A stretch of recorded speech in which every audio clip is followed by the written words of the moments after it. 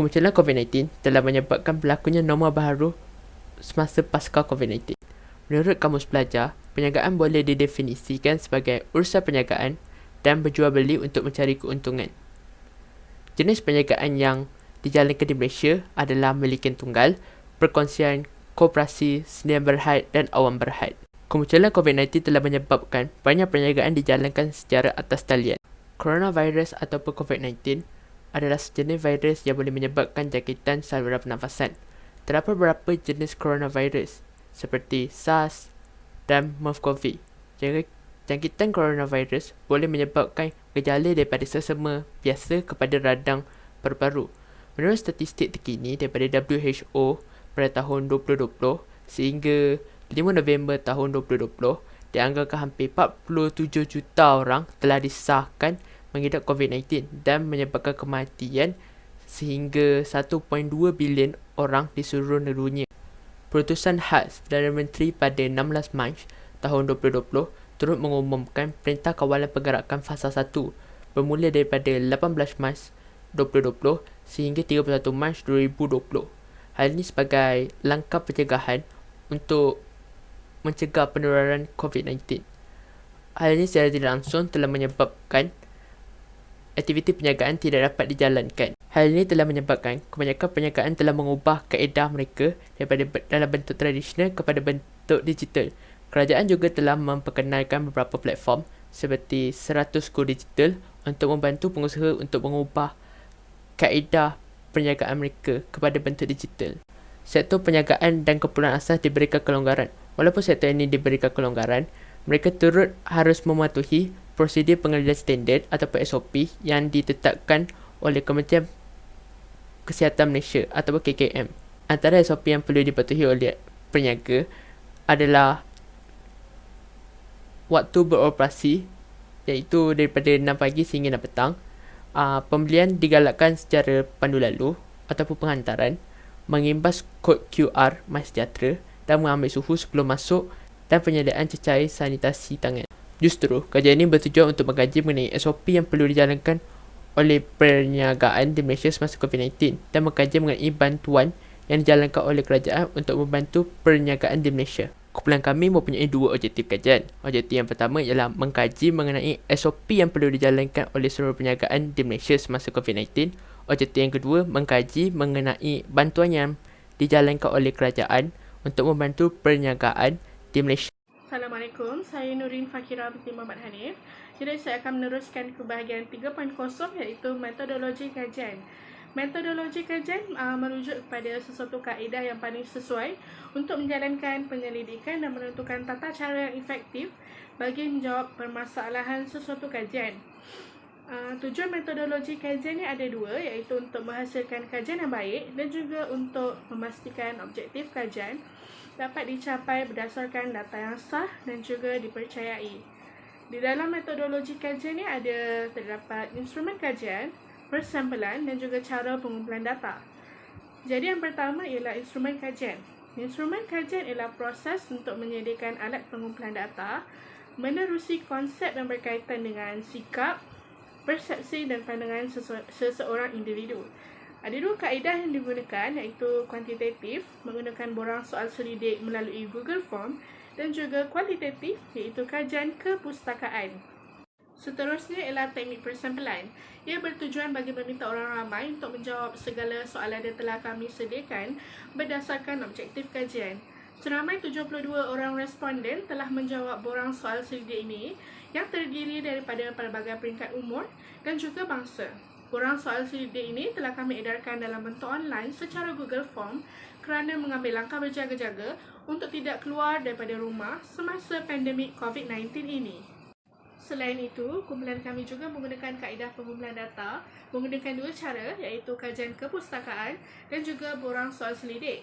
Borang soal selidik secara atas talian telah kami bentuk untuk mendapatkan persepsi orang ramai terhadap norma baharu perniagaan semasa COVID-19 ini.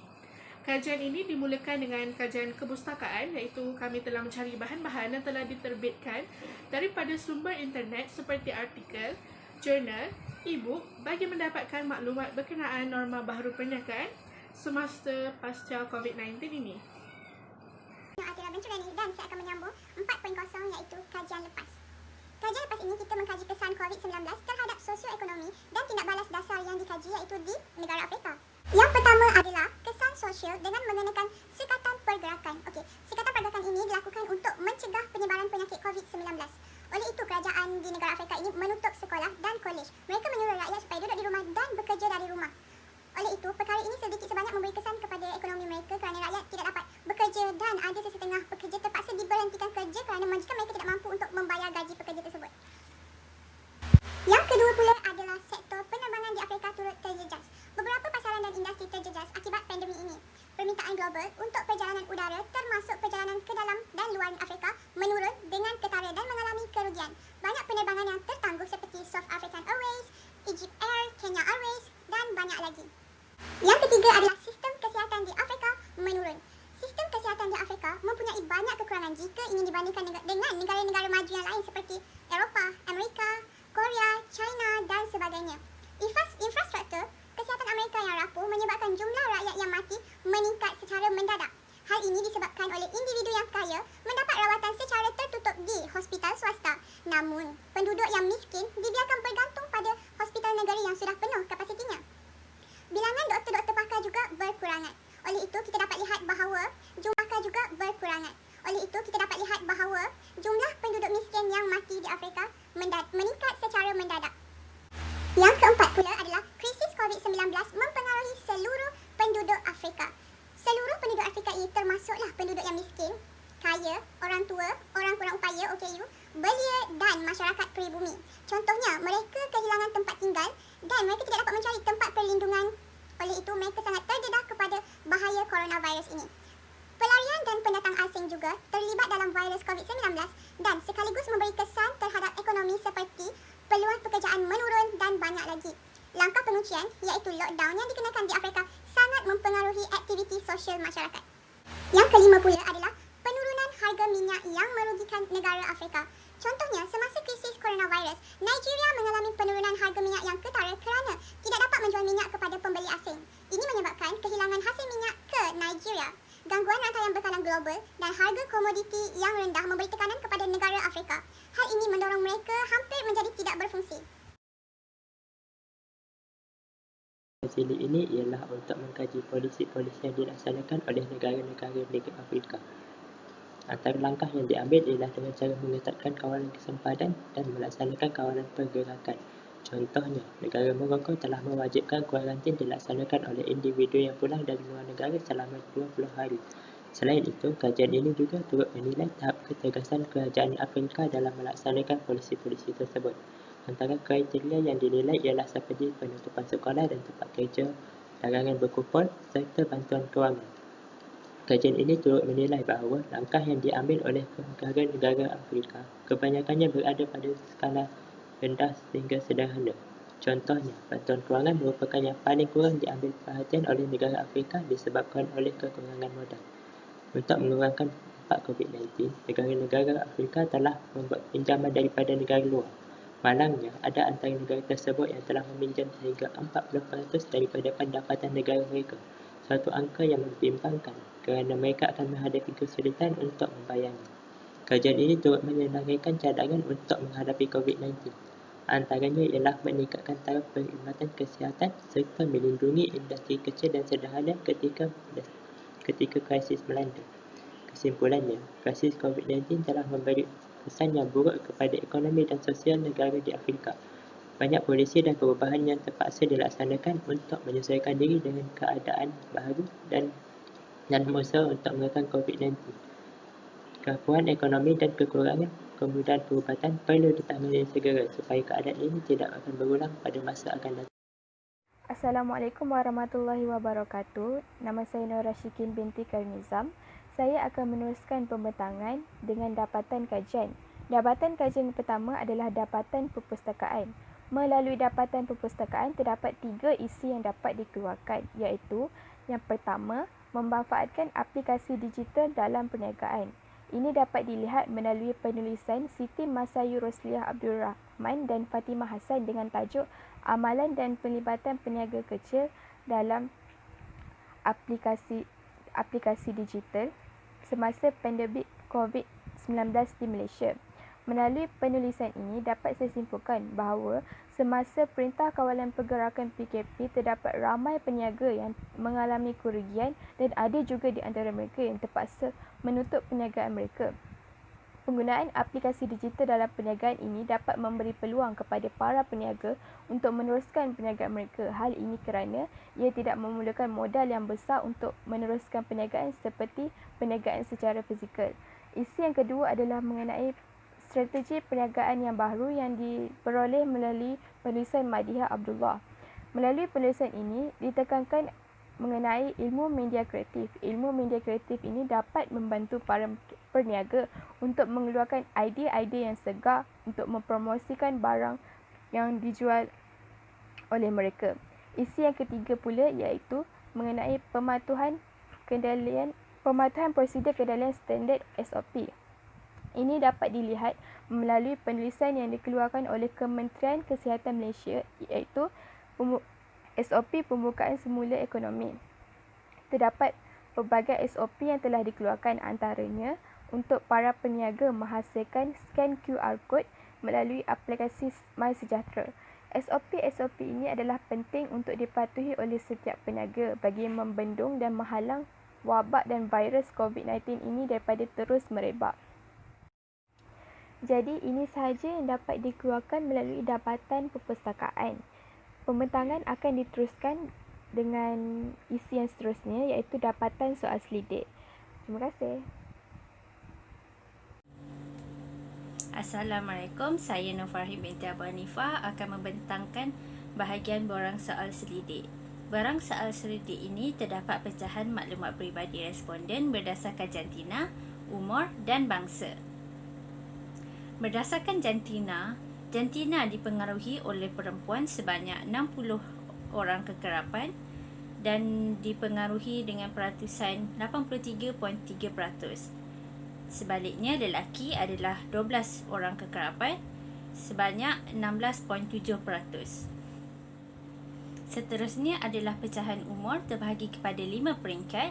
Yang pertama, daripada 72 orang responden, seramai 51 orang responden bersamaan 70.8% yang berumur 19 hingga 23 tahun. Seterusnya, bagi yang berumur 24 tahun hingga 28 tahun adalah seramai 3 orang responden bersamaan 4.2%. Sementara itu, responden yang berumur 29 tahun hingga 33 tahun pula adalah seramai 4 orang responden bersamaan 5.6%. Manakala yang berumur 34 hingga 38 tahun adalah seramai 5 orang responden bersamaan 6.9% dan akhir sekali seramai 9 orang responden yang berumur 39 tahun dan ke atas bersamaan dengan 12.5%. Maklumat peribadi responden berdasarkan bangsa iaitu Melayu, Cina dan India. Seramai 70 orang responden yang berbahasa Melayu telah menjawab borang soal selidik ini yang bersamaan dengan 97.2%, manakala responden yang berbahasa India dan Cina mempunyai kekerapan yang sama iaitu hanya seorang responden yang bersamaan dengan 1.4%. Seterusnya, kajian soal selidik ini menggunakan pengiraan skala Likert bagi menjawab objektif pertama iaitu mengkaji mengenai SOP yang perlu dijalankan oleh seluruh perniagaan di Malaysia semasa COVID-19 dengan mengemukakan 7 soalan dalam borang soal selidik ini. Pendapat responden terhadap objektif mengkaji mengenai SOP yang perlu dijalankan oleh seluruh perniagaan di Malaysia semasa COVID-19 adalah berbeza-beza mengikut skala Likert yang diberikan. Bagi soalan yang pertama, seramai 51 orang responden yang sangat setuju, 16 orang responden yang setuju, tiada responden yang tidak pasti, 3 orang responden yang tidak setuju dan 2 orang responden yang sangat tidak setuju dengan soalan yang pertama berikut. Jadi, ini menunjukkan bahawa tidak semua responden bersependapat tentang peniaga perlu menyediakan hand sanitizer. Seterusnya, bagi soalan yang kedua, hanya terdapat responden yang sangat setuju dan setuju sahaja iaitu seramai 60 orang dan 12 orang responden. Seterusnya, bagi soalan ketiga, juga berlaku skala Likert yang sama Dengan soalan kedua iaitu seramai 58 orang responden yang sangat setuju dan 14 orang responden yang setuju. Oleh itu, responden adalah rakyat yang mematuhi SOP yang telah ditetapkan oleh kerajaan semasa di premis perniagaan. Bagi soalan yang keempat pula, responden sekali lagi memberikan skala Likert yang berbeza iaitu 9 orang responden yang sangat setuju dan setuju, 17 orang responden yang tidak pasti, 18 orang responden yang tidak setuju serta 19 orang yang sangat tidak setuju. Jadi, ini menunjukkan responden merasakan untuk menjalani norma baharu dengan pemeriksaan suhu badan sebelum memasuki premis perniagaan dan merasakan adalah perkara yang membebankan. Sementara itu, terdapat seramai 54 orang responden yang sangat setuju, 12 orang responden yang setuju, 3 orang responden yang tidak pasti, 2 orang responden yang tidak setuju dan seorang responden yang sangat tidak setuju dengan soalan yang kelima yang telah diberikan. Ini menunjukkan responden adalah rakyat yang peka dengan penggunaan aplikasi MySejahtera di premis perniagaan. Bagi soalan yang keenam pula, seramai 40 orang responden yang setuju, 7 orang responden yang tidak pasti, 3 orang responden yang tidak setuju dan 2 orang responden yang sangat tidak setuju. Jadi ini menunjukkan ramai responden yang bertanggungjawab untuk memakai topeng muka dan sanggup untuk mencarinya jika terlupa apabila perlu memasuki sesebuah restoran untuk makan tengah hari. Untuk soalan yang terakhir, terdapat 38 orang responden yang sangat setuju, 7 orang responden yang setuju, 15 orang yang tidak sepasti, 8 orang yang tidak setuju dan 4 orang responden yang sangat tidak setuju dengan soalan yang terakhir ini. Ini menunjukkan terdapat responden yang bersetuju dan masih keliru untuk menghalang pelanggan yang mempunyai simptom-simptom seperti demam dan selsema untuk memasuki ke premis perniagaan. Pengiraan skala Likert bagi menjawab objektif yang kedua pula iaitu mengkaji mengenai bantuan yang dijalankan oleh kerajaan untuk membantu perniagaan di Malaysia dengan mengemukakan 5 soalan. Terdapat seramai 20 orang responden yang sangat setuju, 30 orang responden yang setuju, 12 orang responden yang tidak pasti, 7 orang responden yang tidak setuju dan 3 orang responden yang sangat tidak setuju dengan penyataan soalan yang pertama. Jadi, ini menunjukkan terdapat jumlah majoriti responden yang pendapatannya terjejas semasa PKPB dan PKP dijalankan. Responden yang sangat setuju, 29 orang responden yang setuju, 21 orang responden yang tidak pasti, 3 orang responden yang tidak setuju dan tiada responden yang memberikan respon sangat tidak setuju. Jadi, ini menunjukkan bantuan kerajaan berjaya membantu dan mengurangkan beban perniagaan dalam kalangan responden ini. Seterusnya, bagi soalan ketiga, terdapat 15 orang responden yang sangat setuju, 34 orang responden yang setuju, 18 orang responden yang tidak pasti, 4 orang responden yang tidak setuju dan seorang responden yang sangat tidak setuju. Oleh itu, responden kebanyakannya telah mengetahui tentang skim penjana dan segelintir sahaja yang tidak pasti mengenainya. Soalan yang keempat menunjukkan seramai 14 orang responden yang sangat setuju. Responden pada skala Likert setuju dan tidak pasti terhadap soalan ini adalah jumlah yang sama iaitu seramai 20 orang responden, manakala 13 orang responden yang tidak setuju dan 5 orang responden yang sangat tidak setuju. Jadi, responden majoritinya menerima bantuan penjana dan segelintir daripadanya tidak pasti mengenai penjana ini. Dan soalan yang terakhir pula hanya mempunyai 30 orang responden yang sangat setuju, 25 orang responden yang setuju dan 17 orang responden yang tidak pasti.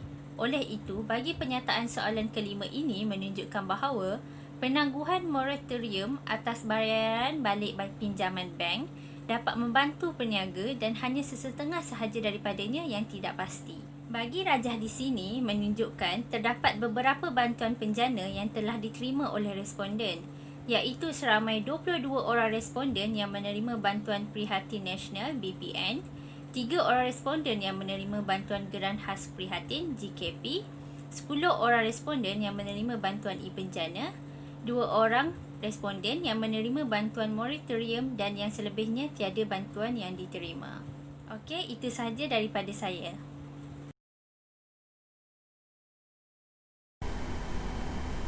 Berdasarkan kajian ini, kesimpulan yang dapat diberikan adalah perniagaan mencorakkan sebahagian ekonomi negara dan kebanyakannya dilakukan secara bersemuka dan atas talian. Namun, pandemik COVID-19 yang telah muncul di seluruh dunia menyebabkan kebanyakan negara, termasuk Malaysia, terpaksa menerima norma baharu, termasuk norma baru untuk perniagaan yang menyebabkan perubahan rupa perniagaan seperti kebanyakan perniagaan dilakukan atas talian, termasuk perniagaan yang biasanya dilakukan secara tradisional, perniagaan makanan dan keperluan asas beroperasi dengan prosedur pengendalian standard SOP yang telah ditetapkan oleh Kementerian Kesihatan Malaysia. Peningkatan penggunaan teknologi di kalangan perniagaan dan ramai juga rakyat Malaysia kehilangan pekerjaan yang memberi peluang untuk mereka menjadi usahawan tempatan.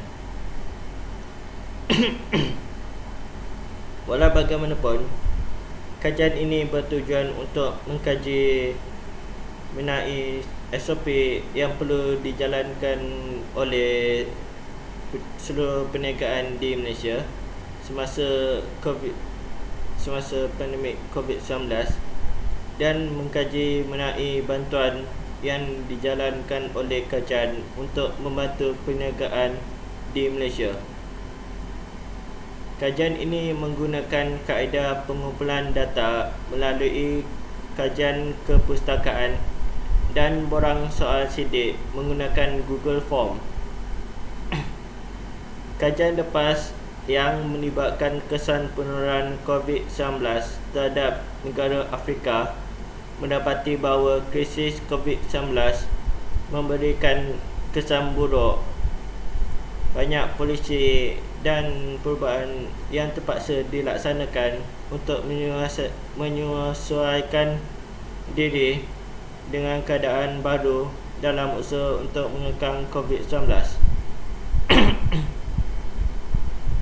Ia juga menunjukkan betapa mudahnya sesebuah negara menjadi huru-hara. Kerapuhan ekonomi dan kekurangan kemudahan perubatan perlu ditangani segera agar keadaan ini tidak berulang sekiranya keadaan serupa berlaku pada masa akan datang. Dapatan kajian yang diterima daripada kajian kepustakaan adalah manfaat aplikasi digital dalam perniagaan seperti tidak perlu mengeluarkan modal besar, strategi perniagaan yang baru seperti membantu mempromosi laman sosial yang dikendalikan oleh peniaga dan mematuhi prosedur pendalian standard SOP. Manakala dapatan kajian daripada borang soal sidik yang mempunyai 72 responden menunjukkan lebih ramai responden adalah perempuan daripada responden lelaki. Kebanyakannya berumur 19 hingga 23 tahun dan kebanyakan responden adalah orang Melayu.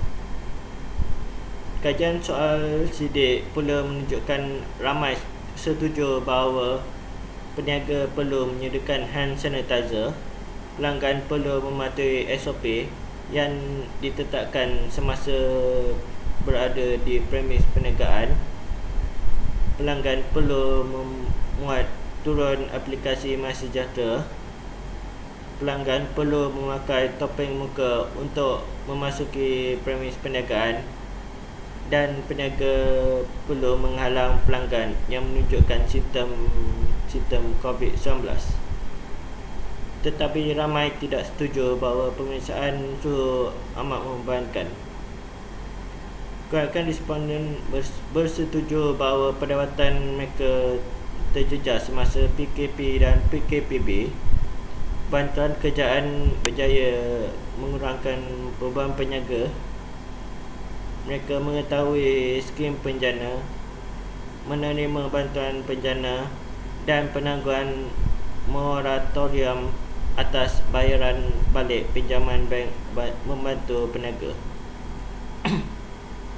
Pada pendapat kami, rakyat perlu mematuhi SOP dan peniaga perlu menggunakan strategi perniagaan yang menggunakan kaedah atas talian dan menggunakan bantuan kerajaan dengan bijak untuk memantapkan perniagaan mereka.